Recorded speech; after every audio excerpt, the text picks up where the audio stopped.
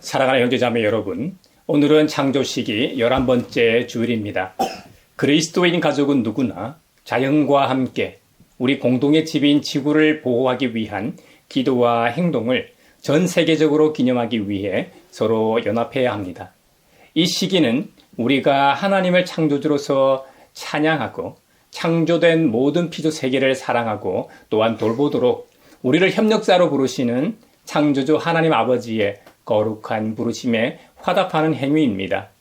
우리 가양교회와 모든 성도들은 우리가 창조 세계의 일부이며 우리의 안녕이 곧 지구의 안녕임을 깨닫고 우리 공동의 집과 이를 공유하는 모든 존재를 보호할 이 기회를 감사하며 기뻐합니다.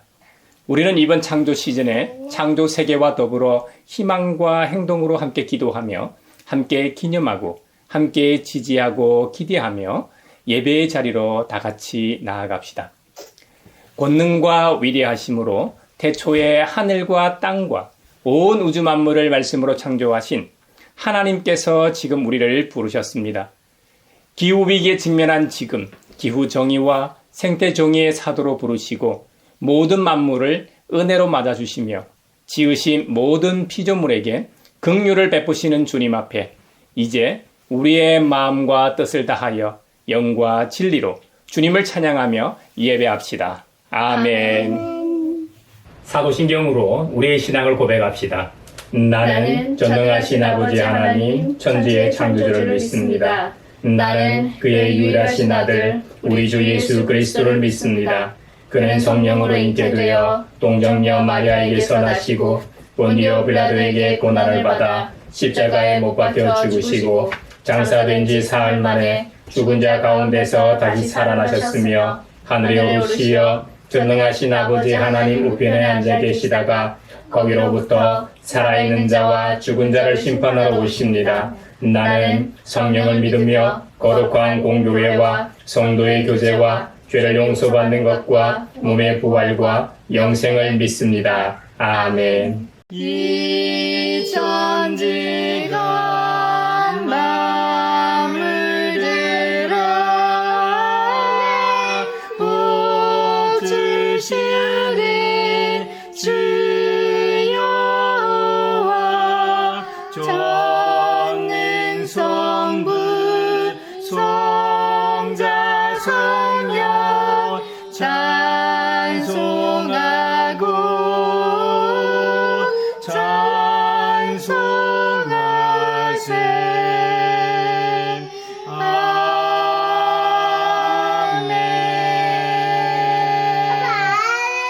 아멘. 노래, 새 노래로 주님께 찬송하여라. 주님은 기적을 일으키시는 분이다. 그 오른손과 그 거룩하신 팔로 구원을 베푸셨다. 주님께서 베푸신 구원을 알려주시고 주님께서 의로우심을 문나라가 보는 앞에서 드러내어 보이셨다. 이스라엘 가문에 베푸신 인자하심과 성실하심을 기억해 주셨기에 땅 끝에 있는 모든 사람까지도 우리 하나님의 구원하심을 볼 수 있었다. 온 땅아 소리 높여 즐거이 주님을 찬양하여라. 함성을 터뜨리며 즐거운 노래로 찬양하여라. 수금을 뜯으며 주님을 찬양하여라. 수금과 아우르는 악기들을 타면서 찬양하여라. 왕이신 주님 앞에서 나팔과 뿔나팔 소리로 환호하여라. 바다와 거기에 가득 찬 것들과 세계와 거기에 살고 있는 것들도 뇌승치듯 큰 소리로 환호하여라. 강들도 손뼉을 치고 산들도 함께 큰 소리로 환호성을 올려라. 주님께서 오신다. 그가 땅을 심판하러 오시니 주님 앞에 환호성을 올려라. 그가 정의로 세상을 심판하시며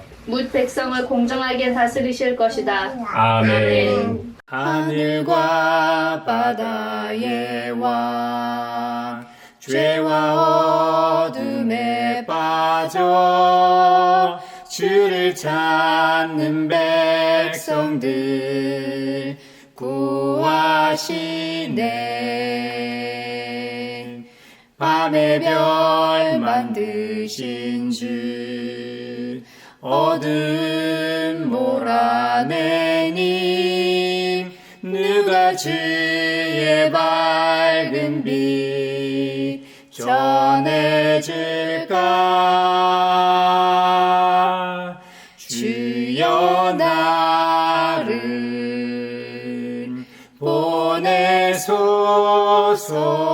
보내소서. 주의 불은 내가 들었네. 주여 나를 이끌소서. 주의 말씀 내가 전하리. 자비로우신 하나님, 지난 한 주간의 우리의 삶을 성찰하며 회개의 시간을 주시니 감사합니다. 서로 사랑하라고 말씀하셨는데 사랑하지도 화목하지도 세상에 하늘의 평화를 전하지도 못했습니다. 창조 시기를 맞아 하나님의 대리자로서 창조 세계를 잘 돌보고 관리하라는 사명을 잘 감당하지 못해 피조 세계가 신음하게 해서 죄송한 마음뿐입니다. 사랑하는 믿음의 형제자매 여러분, 성령님과 함께 동행하며 날마다 창조 세계와 함께 살아가는 우리가 되기를 바라며 이제 주님 앞에 우리 죄를 고백합시다.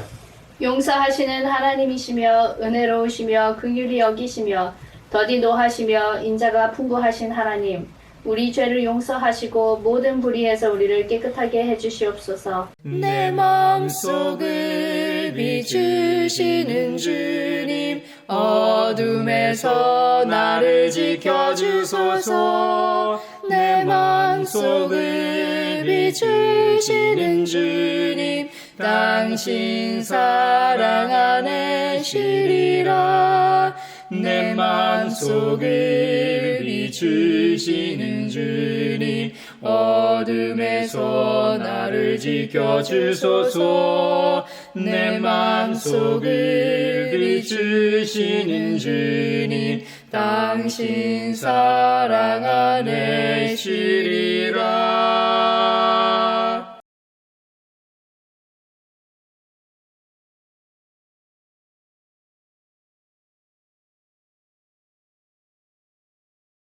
주님의 말씀이 여기 있습니다.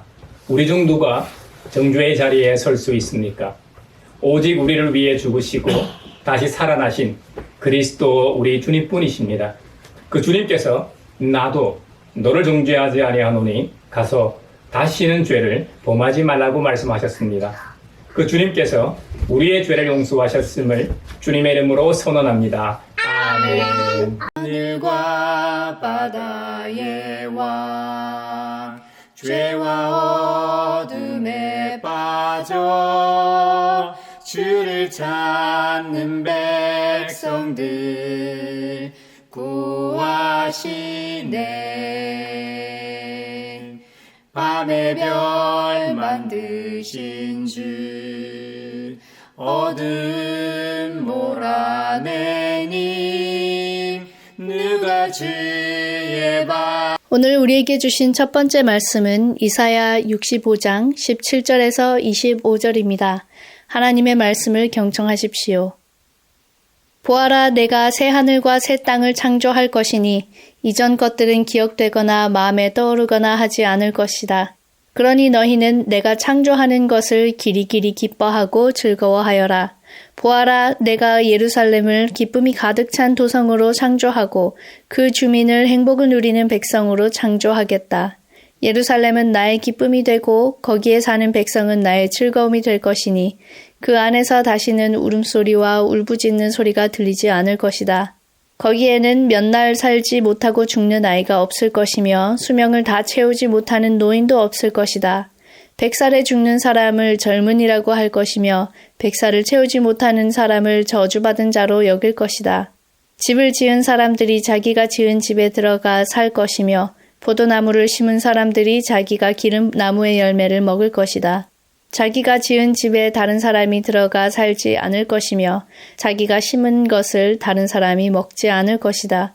나의 백성은 나무처럼 오래 살겠고 그들이 수고하여 번 것을 오래오래 누릴 것이다. 그들은 헛되이 수고하지 않으며 그들이 낳은 자식은 재난을 당하지 않을 것이다. 그들은 주님께 복받은 자손이며 그들의 자손도 그들과 같이 복을 받을 것이다. 그들이 부르기 전에 내가 응답하며 그들이 말을 마치기도 전에 내가 들어주겠다. 이리와 어린 양이 함께 풀을 먹으며 사자가 소처럼 여물을 먹으며 뱀이 흙을 먹이로 삼을 것이다. 나의 거룩한 산에서는 서로 해치거나 상하게 하는 일이 전혀 없을 것이다. 주님의 말씀이시다. 성령이여 우리 성경 읽을 때 그 속에서 빛을 보게 하소서. 오늘 우리에게 주신 두 번째 말씀은 데살로니가 후서 3장 6절에서 13절입니다. 하나님의 말씀을 경청하십시오. 형제자매 여러분, 우리는 우리 주 예수 그리스도의 이름으로 여러분에게 명령합니다. 무절제하게 살고 우리에게서 받은 전통을 따르지 않는 모든 신도를 멀리 하십시오. 우리를 어떻게 본받아야 하는지는 여러분이 잘 알고 있습니다. 우리는 여러분 가운데서 무절제한 생활을 한 일이 없습니다. 우리는 아무에게서도 양식을 거저 얻어먹은 일이 없고 도리어 여러분 가운데서 어느 누구에게도 짐이 되지 않으려고 수고하고 고생하면서 밤낮으로 일하였습니다. 그것은 우리에게 권리가 없어서가 아니라 우리가 여러분에게 본을 보여서 여러분으로 하여금 우리를 본받게 하려는 것입니다. 우리가 여러분과 함께 있을 때에 일하기 싫어하는 사람은 먹지도 말라 하고 거듭 명하였습니다. 그런데 우리가 들으니 여러분 가운데는 무절제하게 살면서 일은 하지 않고 일을 만들기만 하는 사람이 더러 있다고 합니다. 이런 사람들에게 우리는 주 예수 그리스도 안에서 명하며 또 권면합니다. 조용히 일해서 자기가 먹을 것을 자기가 벌어서 먹으십시오. 형제자매 여러분, 선한 일을 하다가 낙심하지 마십시오. 성령이여 우리 성경 읽을 때 그 속에서 빛을 보게 하소서. 오늘 우리에게 주시는 복음의 말씀은 누가복음 21장 5절로 19절입니다. 주님의 말씀을 경청하십시오. 몇몇 사람들이 성전을 가리켜서 아름다운 돌과 봉헌물로 꾸며 놓았다고 말들을 하니 예수께서 말씀하셨다. 너희가 보고 있는 이것들이 돌 한 개도 돌 위에 남지 않고 다 무너질 날이 올 것이다. 제자들이 예수께 물었다. 선생님, 그러면 이런 일들이 언제 있겠습니까? 또 이런 일이 일어나려고 할 때에는 무슨 징조가 있겠습니까? 예수께서 대답하셨다. 너희는 속지 않도록 조심하여라. 많은 사람이 내 이름으로 와서 말하기를 내가 그리스도다 하거나 때가 가까이 왔다 할 것이다. 그러나 그들을 따라가지 말아라. 전쟁과 난리의 소문을 듣더라도 두려워하지 말아라. 이런 일이 반드시 먼저 일어나야 한다. 그러나 종말이 곧 오는 것은 아니다. 그때 예수께서 그들에게 말씀하셨다. 민족이 일어나 민족을 치고 나라가 일어나 나라를 칠 것이다. 큰 지진이 나고 곳곳에 기근과 역병이 생기고 하늘로부터 무서운 일과 큰 징조가 나타날 것이다. 그러나 이 모든 일이 일어나기에 앞서 사람들이 너희에게 손을 대어 박해하고 너희를 회당과 감옥에 넘겨줄 것이다. 너희는 내 이름 때문에 왕들과 총독들 앞에 끌려갈 것이다. 그러나 이것이 너희에게는 증언할 기회가 될 것이다. 그러므로 너희는 변호할 말을 미리부터 생각하지 않도록 명심하여라. 나는 너희의 모든 적대자들이 맞서거나 반박할 수 없는 구병과 지혜를 너희에게 주겠다. 너희의 부모와 형제와 친척과 친구들까지도 너희를 넘겨줄 것이요. 너희 가운데서 더러는 죽일 것이다. 너희는 내 이름 때문에 모든 사람에게 미움을 받을 것이다. 그러나 너희는 머리카락 하나도 잃지 않을 것이다. 너희는 참고 견디는 가운데 너희의 목숨을 얻어라. 이것은 주님의 말씀입니다. 하나님 감사합니다. 성령이여 우리 성경 읽을 때 그 속에서 빛을 보게 하소서. 사회를 위하여 기도합니다. 한미 관세 협상이 전략적 투자에 관한 양해각서에 서명함으로 마무리됐습니다. 조선 자동차 업계는 불확실성 해소에 무게를 두고 환영의 뜻을 밝혔습니다. 그리고 쌀, 쇠고기 등 우리 농업의 민감성을 고려해 추가 시장 개방은 담지 않았고 양국 간 협력과 소통을 강화하는 방향으로 합의했다고 합니다. 이웃 일본에 비하면 정부의 노력으로 큰 결실을 맺은 것만은 사실입니다. 모든 국민들이 정부의 노고에 치하하고 앞으로도 국민을 위한 정부가 되도록 협력하며 감시와 견제를 균형을 이루는 사회가 되게 하소서. 성령의 은사를 나에게 채우사 정결한 마음 가지고 나 행케 하소서. 교회를 위하여 기도합니다.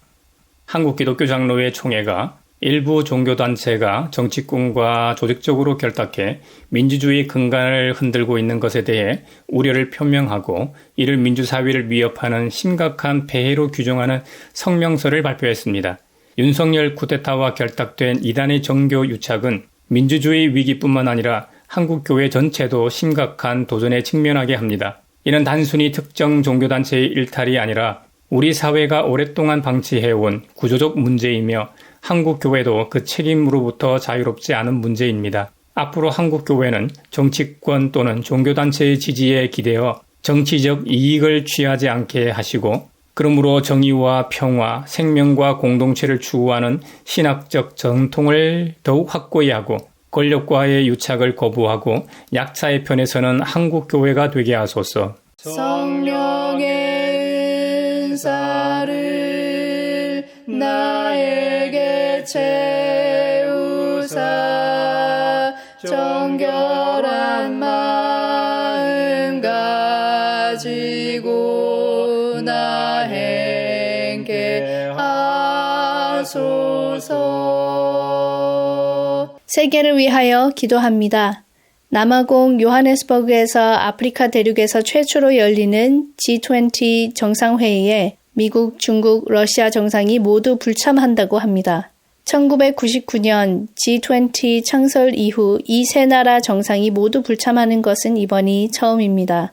특히 미국과 중국은 세계 최대 경제국으로서 수행해야 할 중요한 역할이 있는데 정치적 이해관계에 의해 불참함으로 세계 평화와 공존보다는 자국의 이익을 우선함으로 세계 질서를 흔들고 있습니다. 초강대국이라도 세계 평화에 위협이 된다면 세계 다른 나라들이 연합하여 이를 저지하게 하소서. 성령의 은사를 나에게 채우사 정결한 마음 가지고 나 행케 하소서. 작년에 저는 우리 아이들과 함께 소행성을 보러 서울 도심을 벗어나 인천공항이 자리한 영종도에서도 서쪽 맨 끝자락에 위치한 왕산 마리나항으로 갔습니다. 조금 이른 시간임에도 불구하고 소행성을 보기 위한 인파가 참 많았습니다. 주차장은 이미 만차였습니다. 뒤늦게 온 차들을 위해 이 갓길에 안내를 하고 있었는데요. 저도 급한 대로 아이들을 먼저 내려놓고 그곳에 주차를 했습니다. 왜 이렇게도 많은 사람들이 소행성을 보기 위해 몰려들었을까요? 그건 날씨에 따라 육안으로도 소행성을 볼 수 있었기 때문입니다. 그리고 너무 늦은 시간도 아니고 일몰 직후 서쪽 하늘에서 소행성을 볼 수 있었기 때문이죠. 여러분도 잘 아시겠지만 소행성은 주로 얼음과 먼지, 암석 등으로 구성되어 있잖아요. 태양에 가까워지면 소행성을 구성하고 있는 성분들이 녹아 긴 꼬리가 생성되어 아름답게 보이는 것이죠.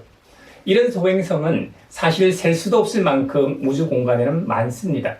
근데 유난히 이번 소행성을 보기 위해 전 세계적으로 난리였을까요? 무엇보다 그 소행성이 특별한 이유는 공전 주기가 무려 8만 년이기 때문입니다. 8만 년 전이면 과학계에서 말하는 네안데르탈인이 살던 시기입니다. 이번에 못 보면 앞으로 8만 년 후에나 볼 수 있기 때문이죠. 여러분 상상이 가십니까?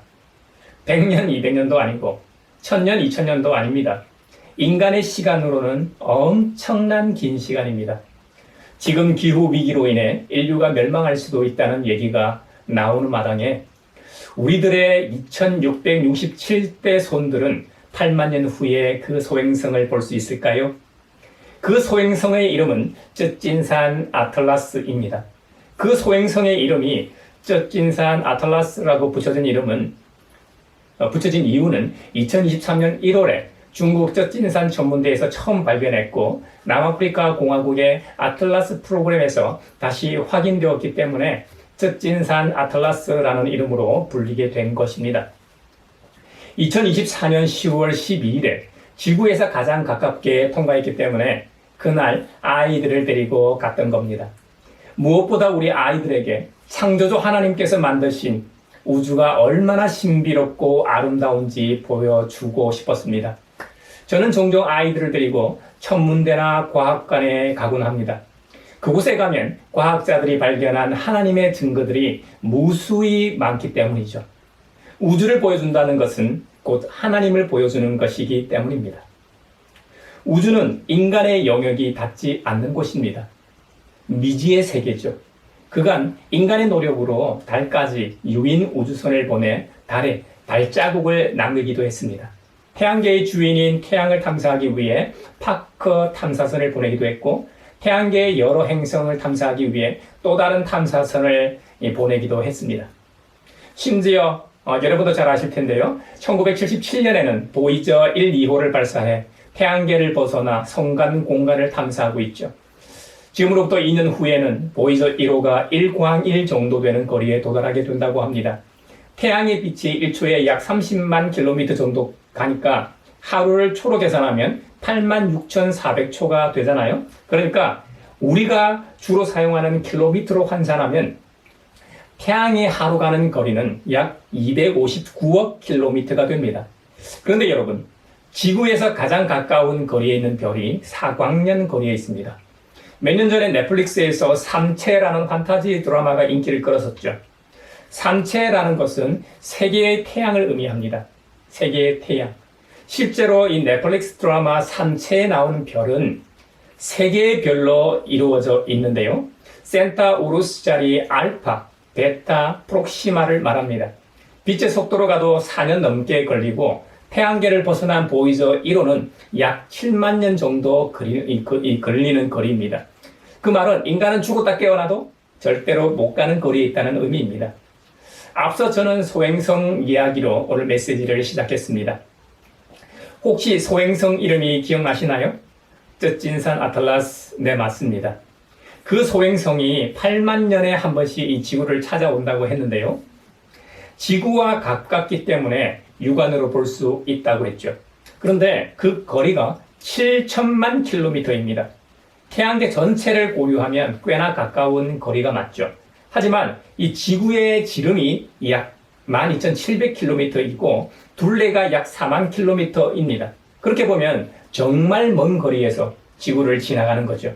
안전한 거리에서 지나간다는 의미입니다. 하지만 만약 우리가 현대가 아니라 고대 그리스나 로마, 이집트에 살았다고 한번 생각해 봅시다. 이전에 보지 못한 이상한 빛의 움직임을 하늘에서 포착할 경우 곧장 징조로 생각했을 겁니다.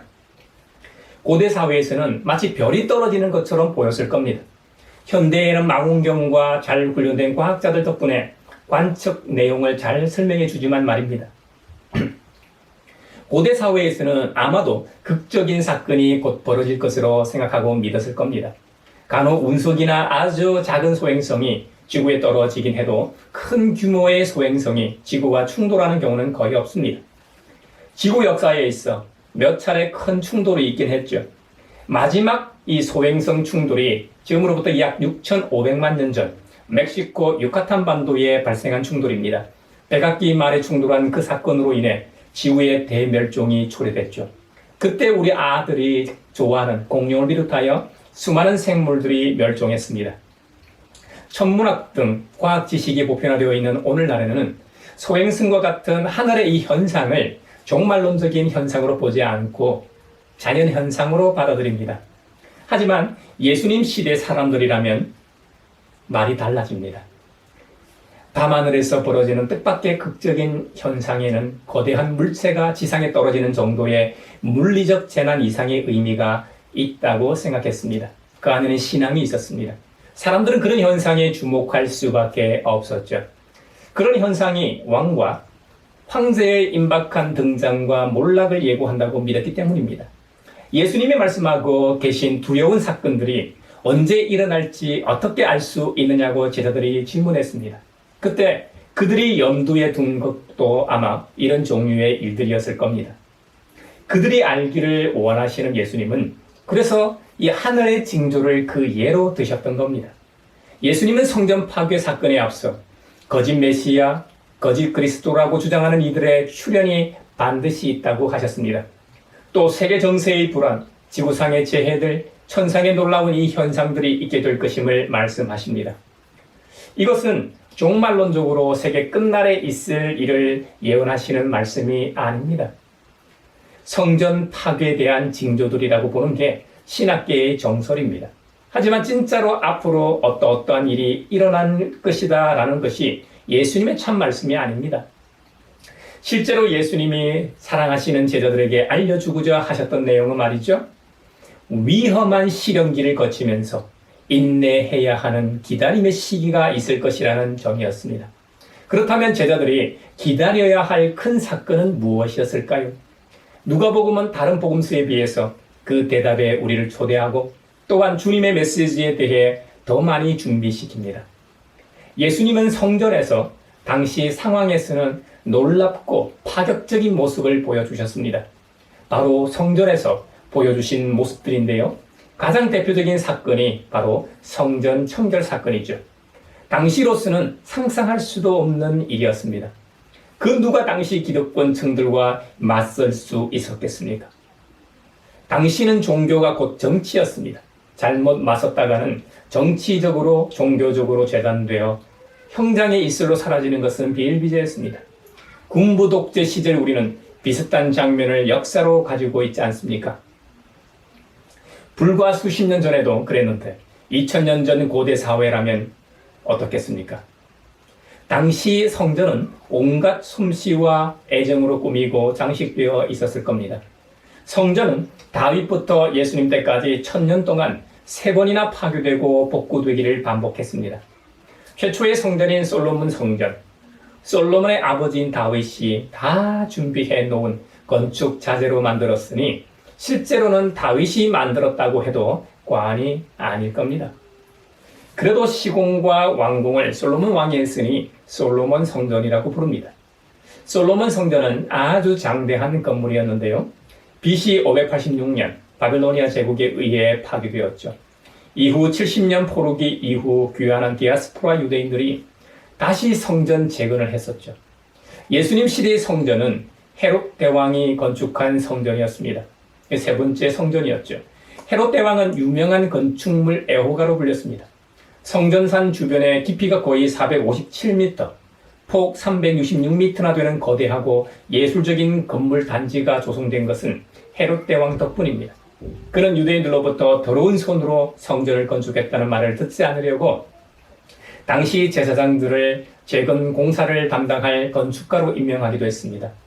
성전 재건 공사는 BC 19년부터 AD 63년까지 무려 80년이나 걸렸습니다. 성전을 헐라 내가 3일 만에 다시 세우겠다고 예수님께서 비유적으로 말씀하실 때 유대인들이 46년 동안 짓고 있다고 대답하는 장면에서 그것을 확인할 수 있죠. AD 37년에 출생한 유대인 역사가 요세푸스는 AD 73년경에 쓴 그의 저서 유대 전쟁에서 성전에 대해 이렇게 기록하고 있습니다. 성전의 전체 외부 공사는 찬탄을 받을 만한 가장 높은 수준급이었다. 왜냐하면 그것은 완전히 금판으로 입혀져 있어서 태양이 비치면 아주 찬란하게 번쩍여 태양 광선을 바라볼 때와 못지않게 보는 이로 하여금 눈이 부셔서 제대로 바라볼 수 없게 하기 때문이다. 그리고 금으로 되어 있지 않은 다른 면은 대리석으로 되어 있으며 그 대리석이 얼마나 희고 깨끗한지 그것을 처음 보는 사람들에게는 멀리서 보면 꼭 눈 덮인 산처럼 보였다고 증언하고 있습니다. 그래서 이번에 지은 헤롯 대왕의 성전은 민족의 삶과 종교와 상상력이 결합된 성전이었습니다. 그만큼 이스라엘 사람들, 특히 기득권층들에게 있어서는 남다른 장소였다는 의미입니다. 사람이 상상할 수 있는 가장 아름다운 건물이 바로 성전이었습니다.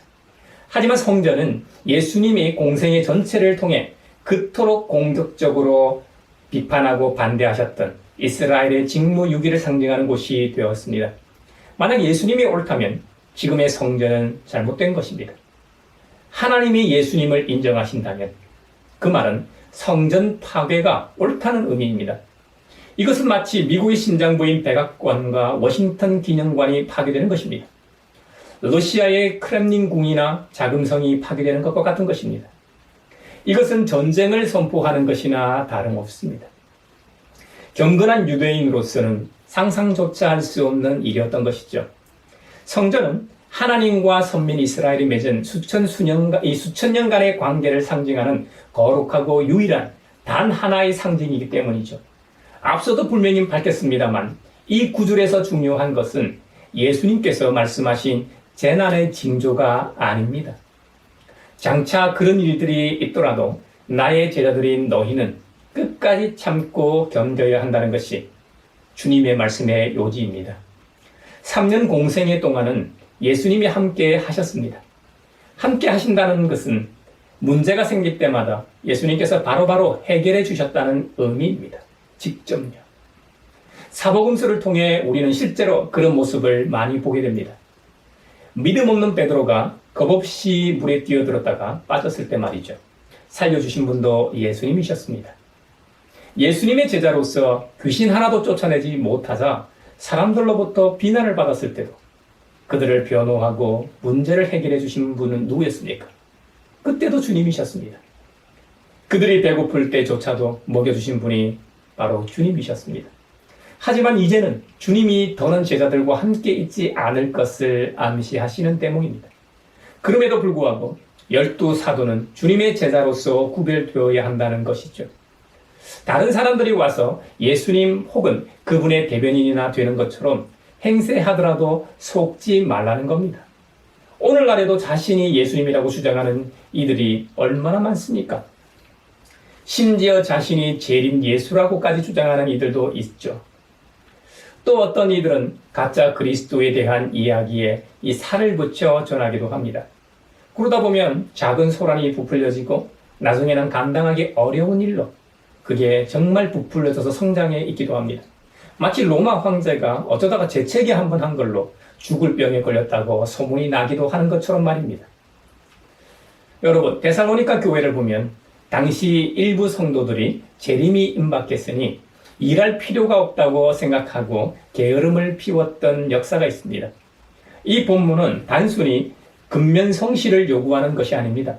종말론적 오해를 바로잡는 중요한 윤리적 명령이었음을 기억해야 합니다. 이는 인내하는 제자의 삶이 현실 도피가 아님을 보여주는 것이죠. 우리는 세상에서 도망쳐와 주님의 몸된 교회로 도피하는 것이 아닙니다. 일주일마다 도피하러 오는 것이 아닙니다. 다시 세상으로 당당하게 나아가기 위해 교회로 모이는 것입니다. 그래서 우리의 예배는 회복의 예배요, 축제의 예배요, 살아계신 하나님의 임재를 경험하는 하늘과 땅이 맞닿는 신비입니다. 매주일 드리는 우리의 예배를 통해 믿음의 형제자매 여러분 모두가 이런 예배를 경험할 수 있기를 바랍니다. 예수님께서는 당신의 제자들이 불온한 시기에 달갑지 않은 불청객으로 낙인 지킬 것을 알고 계셨습니다. 사람들은 예수님을 당시 이스라엘을 혼란에 빠뜨리고 율법을 지키지 못하도록 선동하며 유대교를 위협하는 인물로 기억할 겁니다. 그 말은 예수님뿐만 아니라 그분을 따르는 제자들 역시 유대인 공동체로부터 공격 대상이 된다는 의미입니다. 이럴 때일수록 인내가 필요하다는 것이죠. 그래서 오늘 본문 마지막에 주님께서 뭐라고 말씀하십니까? 너희는 참고 견디는 가운데 너희의 목숨을 얻어라. 아멘. 말세를 살아가는 모든 성도들은 누구나 고난을 받게 돼 있습니다. 사람이 다양한 것처럼 고난도 다양하죠. 고난의 정도도 다르고 고난의 난이도도 다를 겁니다. 절대적인 수치로 볼 때 누군가에게는 시련이 아닐 수도 있고 하지만 누군가에게는 엄청난 시련일 수도 있잖아요. 말세를 살아가는 입장에서 믿음의 형제자매를 서로 재단하거나 평가하는 행위만은 우리가 하지 말아야 합니다. 그래서 주님께서는 오늘 본문 결말로 말세를 살아가는 모든 그리스도인들에게는 반드시 고난이 있고 그 고난을 대하는 태도는 끝까지 견디는 것이라고 당부하고 신신당부하시는 겁니다. 하지만 여러분 걱정하지 마십시오. 이사야 65장에서 위로하시는 것처럼 새 창조가 우리에게 있습니다. 우리가 온갖 박해 속에서도 끝까지 견딜 수 있는 힘은 어디서 올까요? 그것은 곧 이사야 선지자를 통해 약속하신 새로운 하늘, 새로운 땅, 새 하늘과 새 땅에 대한 소망 때문입니다. 그곳은 어떤 곳인 줄 아세요? 우리의 눈물이 영원히 멈추는 곳입니다. 할렐루야. 다시는 우리의 고통이 없는 곳입니다. 할렐루야. 그렇기 때문에 이 땅에서 낙심하지 않고 우리가 견딜 수 있는 것입니다. 오늘을 살아가는 우리보다는 예수님 직후부터 초대교회 시기의 박해는 상상을 초월합니다. 예를 들면 한반도에 처음 복음이 들어왔을 때 어땠습니까? 조선시대 구한말 수많은 희생이 있었습니다. 순교의 씨앗을 통해 이 땅에 복음이 뿌리를 내렸습니다. 로마 가톨릭과 개신교 구분 없이 그리스도교라는 큰 틀에서 말하는 게 맞는 것 같죠. 맞는 것 같습니다. 그래도 우리는 개신교니까 개신교만 얘기하면 1832년 칼 규칠라프 선교사가 충남 섬 주민들에게 한문 성경과 교리책자, 한글 번역 주기도문, 그 외에 감자 및 포도 재배법을 전한 것으로 알려져 있습니다. 1832년도에요. 이후 1866년 제너럴 셔먼호의 통역관으로 동성했다가 대동강변에서 순교한 토마스 선교사가 왔었고 1884년 미국 북장로교 최초의 공식 어류 선교사로 조선에 파송받았던 알렌, 이듬해인 1885년 최초의 목회자 선교사 언더우드와 아펜젤러가 입국하면서 본격적으로 한교 선교의 새 장이 시작되었습니다. 그래서 복음이 우리에게까지 왔고 지금은 우리가 자유롭게 신앙생활을 할 수 있는 겁니다. 할렐루야. 누가복음에서 말하는 인내라는 말은 원어적으로 무거운 짐이나 힘든 시련이나 박해의 상황에서도 그 자리를 이탈하지 않고 자기 자리를 고수하는 것을 의미합니다. 또 너희의 목숨을 얻으라는 원어적 의미는 육체적인 생명 보존이라기보다는 비록 제자들 중에 몇몇은 죽임을 당할지라도 실제로 12사도는 다 순교하게 되죠. 복음 때문에 죽임을 당할지라도 영생을 얻게 될 것이라는 의미입니다. 제자들이 영생을 얻기 위해서 해야 할 일은 오직 인내라는 겁니다. 인내. 제자들이 배반과 핍박에도 불굴하지 않고 인내하며 주님께서 주시는 구제와 지혜, 말재주와 언변과 지혜로 복음을 담대히 전할 때 그들은 영생을 소유하게 될 것입니다. 실제로 12사도를 비롯하여 사도들의 제자들과 그 제자들의 제자들, 그리고 2000년의 시공간을 뛰어넘어 우리에게까지 복음이 닿았고 우리 역시 영생을 소유하게 되지 않았습니까? 할렐루야. 사랑하는 믿음의 형제자매 여러분, 오늘 우리는 성전 파괴에 대한 예고와 교훈을 통해 종말을 핑계로 미혹하는 자들이 반드시 등장할 것이고 그럴 때에 현혹되지 않도록 조심해야 하겠습니다. 그리고 주님의 제자로서 세상에서 핍박을 당하게 된다고 하더라도 인내하며 끝까지 견디는 우리 모두가 되길 바랍니다. 예수님께서는 우리에게 말주변과 지혜를 주실 것이기 때문에 두려워하지 맙시다. 그러므로 우리에게 중요한 것은 믿음입니다. 주님의 제자로서 오래 참고 견디는 자세입니다. 12사도가 핍박과 고난 속에서도 예수님께서 보호해 주실 것을 믿고 끝까지 인내했던 것처럼 저와 여러분도 어떤 고난이나 시험이 닥쳐도 끝까지 인내하며 견디고 최후 승리를 얻기를 바랍니다.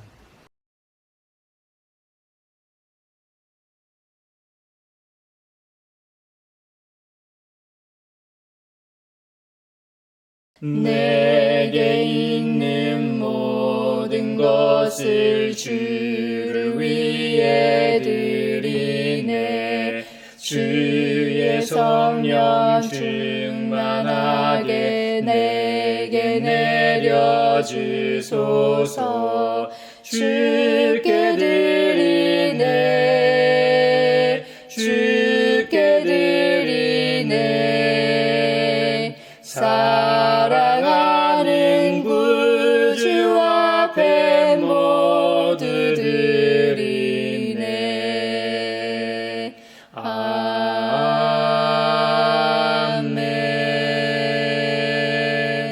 여기에 모인 우리는 우리의 믿음의 역사와 사랑의 수고와 우리 구주 예수 그리스도에 대한 소망의 인내를 여기 봉헌에 담아 올려드립니다. 주님께서 말씀하신 대로 인색함으로나 억지로 하지 않고 부활신앙의 참 의미를 알고 살게 하심에 감사하여 각각 그 마음에 정한 대로 즐거운 마음으로 바치오니 향기로운 예물이 되게 하소서. 은혜의 주님, 우리의 정성을 어여삐 여기시어 주님께서 베푸신 은혜에 비하면 보잘것없지만 말씀하신 대로 미리 구별하여 드려오니 기쁘게 받으시옵소서. 우리의 가진 것이 비록 적어도 바치는 기쁨은 더 커지고 비록 보는 것이 적어도 나누는 즐거움은 더욱 넘쳐 우리 믿음의 소문이 각처에 퍼지게 하소서. 우리 주님 예수 그리스도의 이름으로 감사하며 기도하옵나이다. 아멘. 구원자 주 예수 하나님의 아들 귀하신 어린 양 메시아 거룩하신 하나님 오 하나님 감사해 독생자 주시고 또 성령님 보내사 주의 일을 이루시네.